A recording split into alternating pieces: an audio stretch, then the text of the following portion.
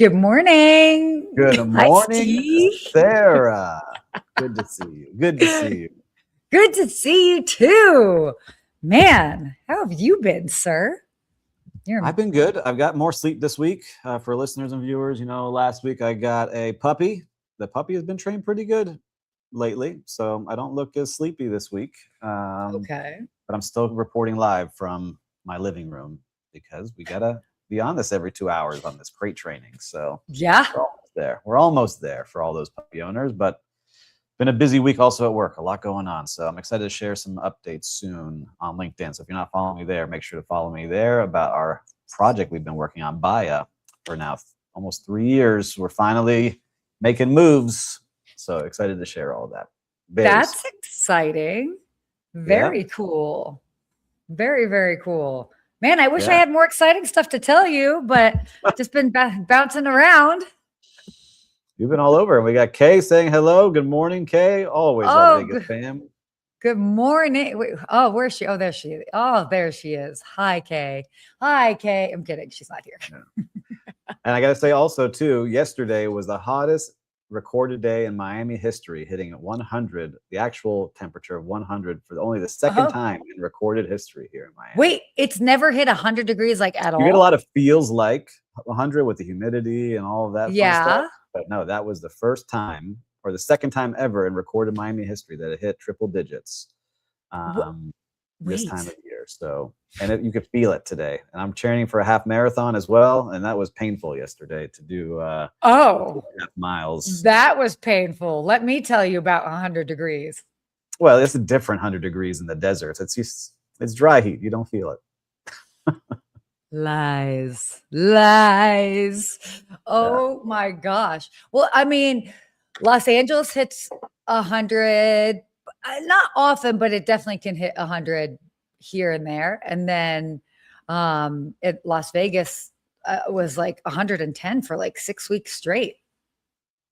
Phoenix is 120. I don't know how people are handling that. How do you handle 120 degrees?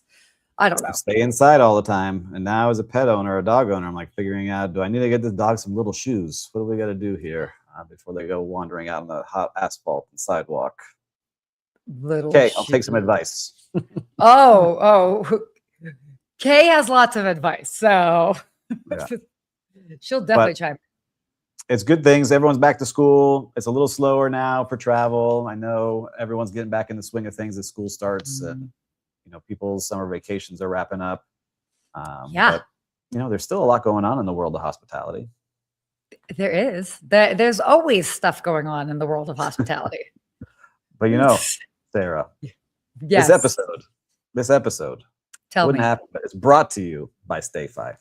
Okay, StayFi helps short-term rental operators build direct guest relationships through branded Wi-Fi portals, email marketing, and guest data tools that turn one-time bookers into repeat guests. So start growing your direct booking revenue today at stayfi.com/goodmorninghospitality. And that's stayfi.com/goodmorninghospitality. And we've got Lou. Lou always giving us the weather in Charleston, South Carolina, one of my favorite cities I need to get back to. 117 is the feels like today. Yeah, that's what it says. It's about to hit here in Miami too. So I can feel it. I feel it here coming through the windows. And you're right, Lou. I am the ad king. If you need an ad read, you're right. I am the ad king. You let us know if you need an ad read here. Oh my goodness. That is just crazy. We've got a lot happening in the world of hotels. You want to kick it off for us? Yeah, I'm so excited to do that. Why don't we go here with our first topic? How net unit growth ate the hotel industry. So this is a really interesting piece. Also great graphic there, by the way. And yeah, I mean, it's pretty interesting basically how net unit growth became the dominant metric for evaluating basically hotel brand health over the past decade. So that's like, it's interesting because like the whole thing is like travelers didn't wake up and say, hey, I want to have 28 like Hilton brands or, 32 Marriott brands, well, however many brands there are. Please don't quote me on those numbers. But it's Wall Street, it's investors, So this is it's interesting how, and I've talked about this actually with a lot of people, how you've got these bigger brands and they've got so many different sub brands in their portfolio. And this is a whole article as far as why it came to be. Yeah, I mean, look, this is why we have my favorite segment of whose brand is it anyway at the end of the show. So make sure to stick around for that part at the end. But it really came from this. I'm sure you all have seen hotels out there where you see, a Fairfield and an Element together, or, two hotel brands within a hotel. And the reason they do this is because when you say, you know what, I really want to have a Residence Inn and I want to be the owner of that and I want to franchise that. In the agreement, they say you can't have a Residence Inn in this many mile radius and you won't have that, property competing with you. But Marriott still needs to show growth, and they need that net unit growth is how many rooms they're adding every single year. And if you can't add a Residence Inn within a certain mile radius, what can we add? Yeah. But we could add a Moxie. We'll put it right across the street. And then the owner that goes to complain that, hey, you just put a new Marriott hotel, a Moxie, across the street from my Residence Inn. Marriott says, well, that doesn't compete directly with you. It's a different customer segment than what yours has. But as an owner, you're like, well, you just added more supply to the area that I'm renting rooms in. And so that's where the owners start getting upset. And we talked about this a couple of shows ago. Yeah.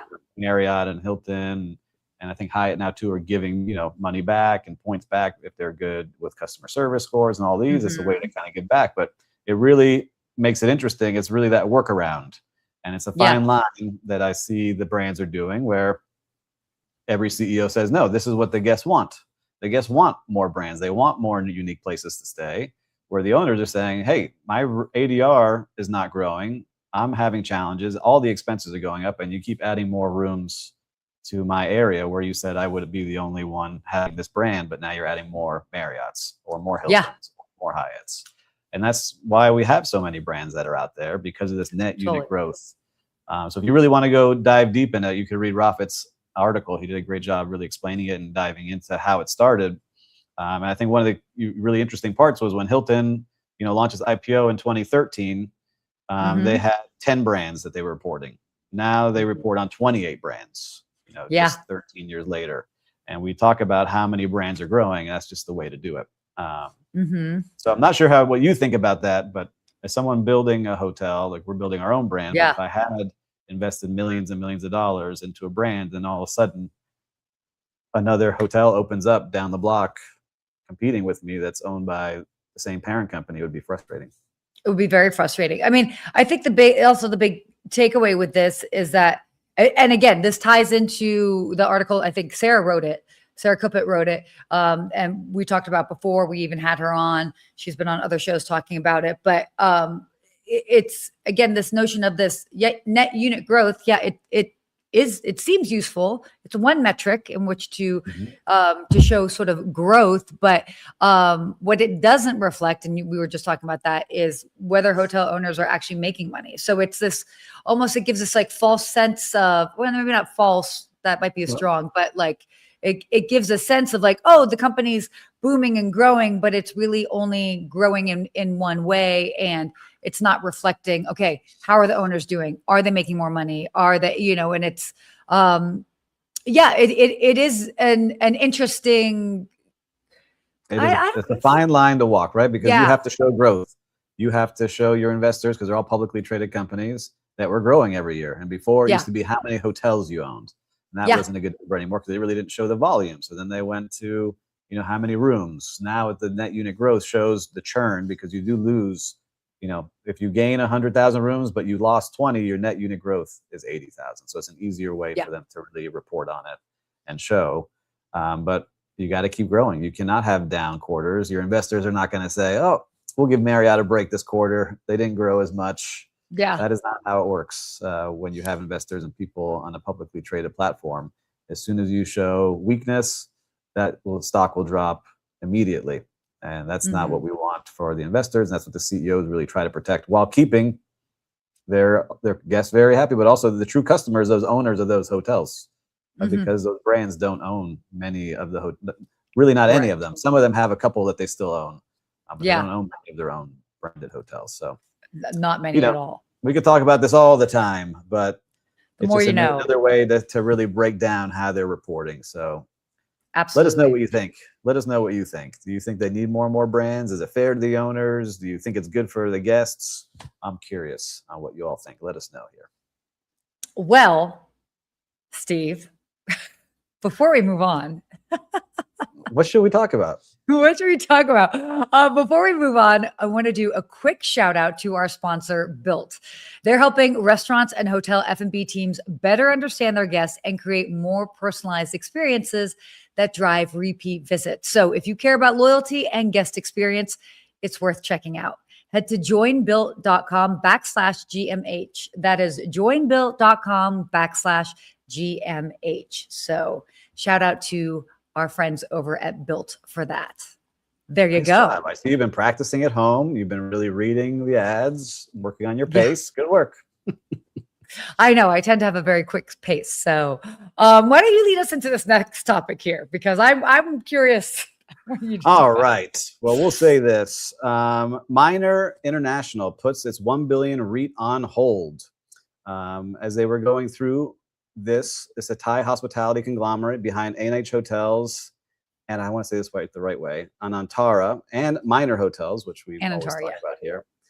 They decided to put it on hold because they really couldn't give a firm decision on how business would look, and they want to make sure that they're launching at the right time.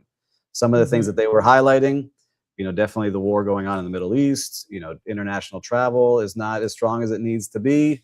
And so the group CEO cited Singapore's relatively attractive REIT yields. They really wanted to promote it, but they're putting it on hold right now. So, when you have a lot of things happening internationally, it really does put a strain on some of those plans. So I'm curious to see what people think. I mean, what are you seeing when you look at that, Sarah? A lot of numbers. I mean, it just is showing, I don't know. Here's what I would tell you. Here's what it was showing us is that they want to really put together their Asian and European markets together and put everything really into one conglomerate. It would become one of the biggest ones, but it's just not the right time. It's not the right time for them to go in and really do that. So I think we keep an eye on this and we can kind of go to the next story, but we're wishing them the best on getting their REIT together, because if they can, they really create one of the biggest hotel conglomerates and really compete with the Accords and Hiltons and Marriotts of the world. So I think that's good. Good little highlight on that story. Thank you. Bring us into the next one here. Let's go. So Google just bought Spirit Airlines reservation data to train AI. This is wild. So Google acquired reservation and guest data from Spirit Airline or Spirit's hospitality. So it's interesting because, again, I mean, we've talked about data and like the whole data war and who owns what. But I think this is a wild move in this time frame. You know what I mean? And it's gosh, that data is out there. The most expensive thing, we've talked about this forever, but the most expensive thing out there is data. Yeah, and what's interesting is it's not really all about the customers. It was almost also like how they were all talking to each other within the company. So it's all the information within that they were using, so they could train their models on how employees were talking to each other, how leaders were talking to each other. So the assets include software code, data from finance, accounting, operations, and revenue management systems that they're plugging in. And it says the package includes pricing models, booking curves, flight behavior data, refund histories, in-flight purchases, and Wi-Fi sales. So roughly 100 million emails. And it's just crazy to see that they're taking all that data and what they will do with it. I didn't even know that was for sale. Like you could buy companies' data that went bankrupt. It's an interesting thing to be but it makes sense. Plug it in. Because they're sitting on it, Yeah, and they're trying to get money refunded and get things back to investors. I understand, but it's just funny to see like how important it is and what they're going to use that for. Because these models, man, we talk about AI a lot, and I just see it really ramping up over the last month in my world of how fast it's going and the data that we're plugging in. Right now, I'm going to use this. I'm going to give an example for everyone out there so everyone can give an example. What's happening here. I use several different tools to run our management company. We use Slack for communication. We use Notion as kind of like the brain where we keep all of our SOPs and how to do things. And if this, then that kind of model. So if this happens, then that is how you should respond. Then we use Guesty as our PMS.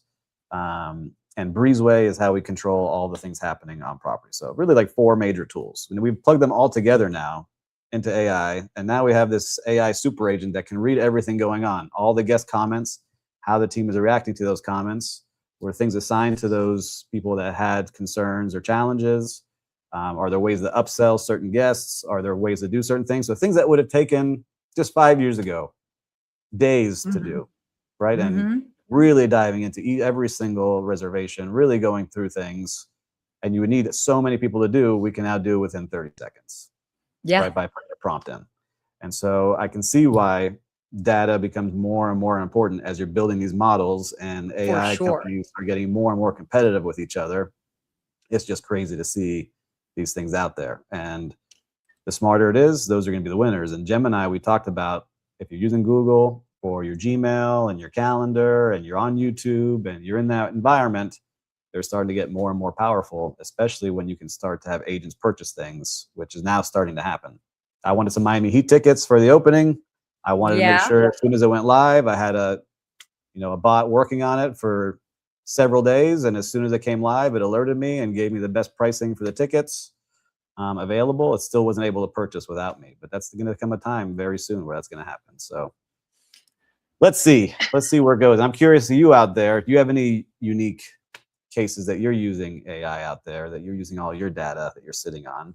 Because we're able to pull the data that we have now and really show and make an improvement and really drive to our bottom line by making those things happen. I'm curious what you see out there. Well, it's interesting because, I mean, that's also like one segment of the market. By the way, 2 comments that were happening in the background. Producer Will said, first of all, data is the new oil.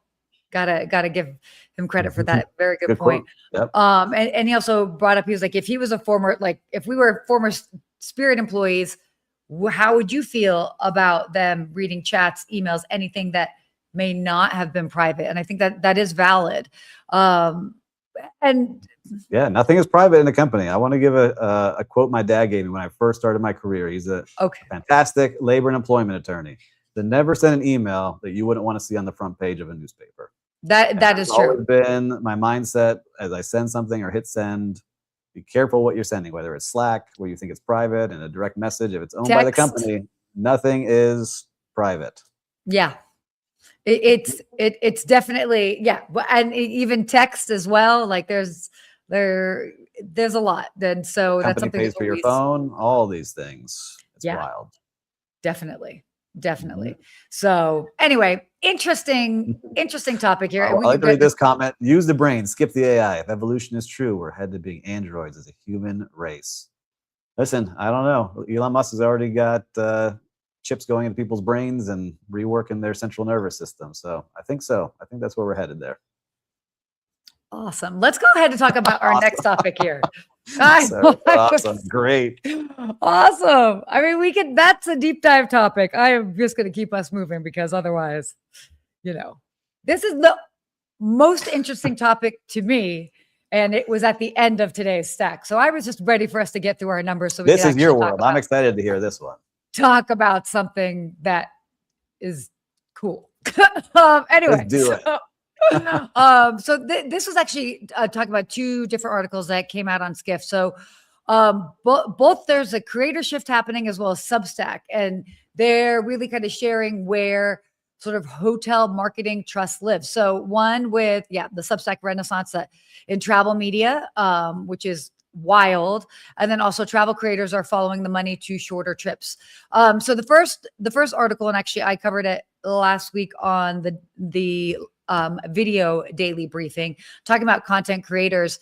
And it's interesting because content creators are getting real-time feedback from their followers as far as the type of content they want to see. And this year in particular, the followers were like, yeah, like we know these nice, awesome long trips to Europe seem nice, but that's not really a reality for us right now. Like show us something local.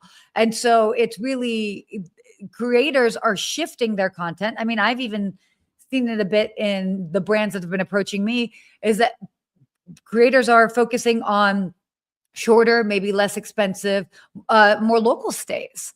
And I'm always a big fan of that because you can definitely be a tourist in your own backyard. And yeah, so that's definitely the one part of it. I love that you're smiling over here. Yeah. But yeah, so what are your thoughts? Yeah, on that? I love it. I love seeing that. And I've been following, I want to make sure I give him the right shout out because he's a big YouTuber. His name is Pete Santinello, I think is his name. Okay. Pete Santinello. And what he does, he's got me wanting to travel all different places across the country. And he goes into like these really unique places around the US. And he was starting around the globe first. And just finds places that no one ever goes to and really wants to highlight the people that live there and show like how there are good people all over the country. But he started by going like to the most dangerous places in the world and showing like there's still good people in these places no matter where you go. But he influenced me to go check out a place in Florida I'd never been to. I'd never been to Chocoloskee, Florida, an Everglades city out in the middle of the Everglades in the middle of nowhere, and drove on down there to go check it out. And now he went to another place. I'm like, man, I want to go check out the springs that are in Florida. I've really only been to one when I was in college. I don't know that whole area. And so I think if you follow the right, I hate saying the word influencer because they're influencing, but gotta be a better word. Yeah. I really feel like they're, people building communities of travel communities and saying, hey, check out these places. They're really cool and unique. And if you find the right people, I think it's good. Not like the person we were talking about last week, who I won't mention his name again, that likes to tear places down sometimes. It's really people highlighting, hey, check out this local cafe, check out this cool boutique hotel, and see these things. So I find myself in that place because it is hard to travel internationally now with so many things going on. And price of flights right now is crazy. So there's so many places in our country, in the US, if you're from here, that are amazing that I haven't seen. So I want to go knock some more of those off. And if you're watching from Europe, I know we have a lot of people in Europe and in Asia. I'm sure you have some cool places that people just don't know about that you love traveling. So I really like seeing this, especially people that really help their local community and get people into stores and restaurants and shops that maybe we never would have gone to in the first place. Yeah. I totally agree. Always been a big fan of that. The second article that was kind of tied into that was actually talking about Substack, and Colin Nagy, by the way, wrote this. By the way, big fan of his work. I've been following his work for a long time, since because he's written for a lot of different outlets. So he was talking about Substack. So are you on Substack, by the way? I am, but what's funny is I'm subscribing to so many different things. I started signing up for Substacks, and I was getting like flooded with emails. Yeah, it's a lot. Substack, so totally. Well, so what's been interesting, I think, in there's been like a 40% subscriber growth, which has been interesting, and so there's a couple arguments that he's kind of making. On one hand, you've got these independent writers that have these very engaged audiences. And arguably, these independent writers and those engaged audiences might actually provide more ROI than maybe getting a feature in like a larger company and a bigger brand, just because it's so specific. Now, obviously, the catch-22 with that is that, these independent writers they need to make money. So at some point it's like, okay, well, like what's the fine balance as far as it being like a really like a fair independent viewpoint versus maybe a paid or bought mention. I mean, that's always the case, I think, like in anything in media. But yeah, I mean, the point is like, do not be sleeping on Substack. That's for sure. I know. I need to spend more time on Substack. I got very into it, and I was just like, I don't know. Everyone's just writing with AI here. I got to find the right people. And I was getting flooded with so many things. But yeah, I agree with you. And for those writers out there, all you need, like I said, there's an article way back that got shared with me. You need 100 true fans. So you can have 100 true fans that pay and subscribe to you. You can really build a great community. And so I think that's what you're seeing with a lot of these writers is they can get people to subscribe and pay them a certain amount every month and follow them. I think it's great for them. And again, if you're highlighting your community and really doing it well, I think people will follow and trust you. I see so many people with restaurants and, food bloggers and food writers. And then even like some, funny things like that guy, Dave Portnoy from Barstool Sports, who has his One Bite Pizza, right? He goes out there, he's fair, but every time he gives someone a high rating, that place gets crushed with business. So yeah, it shows you how you can really impact in a good way and a bad way.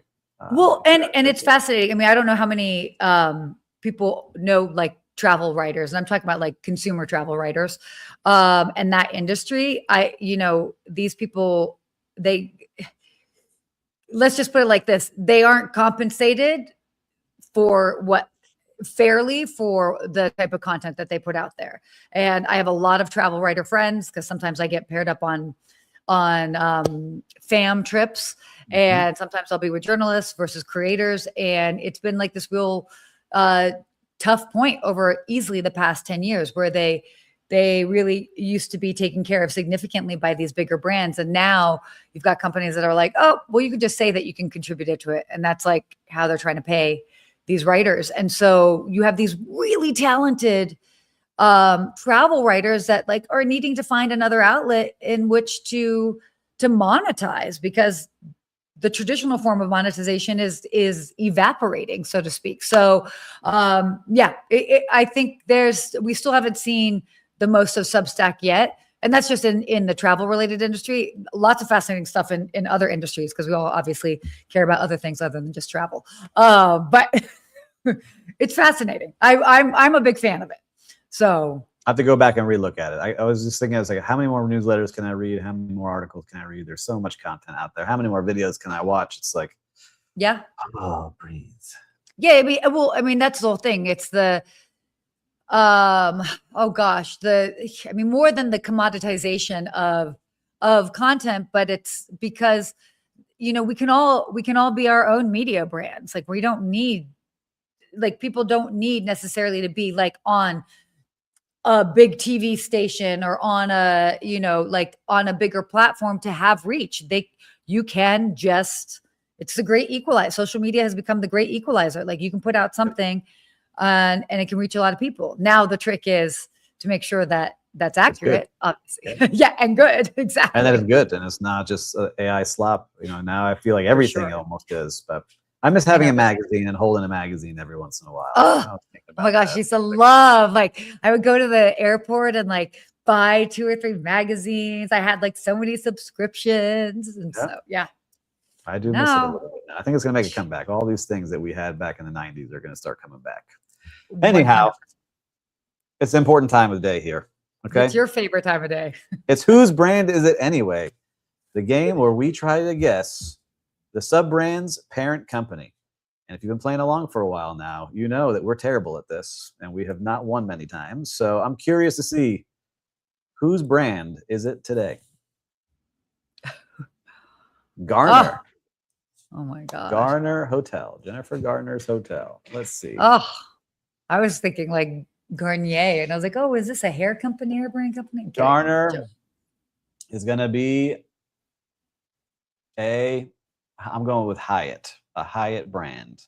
So listen to the viewers, you've got 5 seconds to put in the comments what brand is the parent brand of Garner.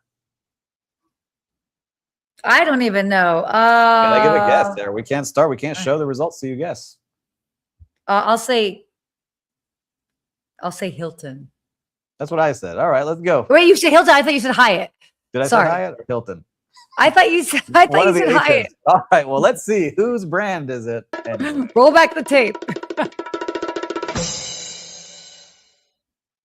IHG. We were way off. Wait, there was an H in there somewhere. There is an H in there, just in the wrong place. And let's check out Garner. Why don't you read what it says there? Oh my gosh. Wait, I don't even know what that says in there. That's interesting. Meet Garner by IHG. At Garner Hotels, you will experience a quality stay at an affordable price. Whether traveling alone or with a group of kids and pets, you'll feel comfortable as soon as you walk through the door. Garner Hotels are designed to deliver the all-important things you value most: a convenient location and a sound night's sleep. All right, Garner, sounds good. I can bring my pet. I have a puppy now. I got to figure out where I can start traveling with all these puppy-friendly places. By the way, he chimed in here. It came through delayed, but hi, Klaus. Klaus chimed in with IHG. By the way, Klaus, I'm going to give you a quick shout out. I think I can say all this. Based in Barcelona, good friend of mine, Lake Lador concierge, former Lake Lador concierge. And yeah, so Klaus, thank you for joining us from Barcelona, buddy. I'm going to text you after Klaus, this. You are the big winner. We have your gift on the way to you. Just make sure to put your address here in the comments for everyone to see. I'm going to personally deliver it to Barcelona because I owe him a trip. So I'm like 6 years behind on a trip. Done. Look at that, Klaus. All for playing. Jose got it right as well. All the big winners. Bring it on in here. We love seeing it. Well, Sarah, we cover a lot here in this show. All different things. Stats, AI, travel, content creators, getting into Substack. Yeah. And so if you like any of those things, I'm sure your friends will too. So make sure to share this with your friends. And if you haven't yet, make sure to subscribe as well. We love seeing all the new subscribers that join us every single week. And if you have a chance and you're watching us on replay, join us for a live show every Wednesday at 10 a.m. It's a lot of fun here to be able to come on live and get to chat with us, and we get to chat with you. So, Sarah, until next week. Stay hospitable.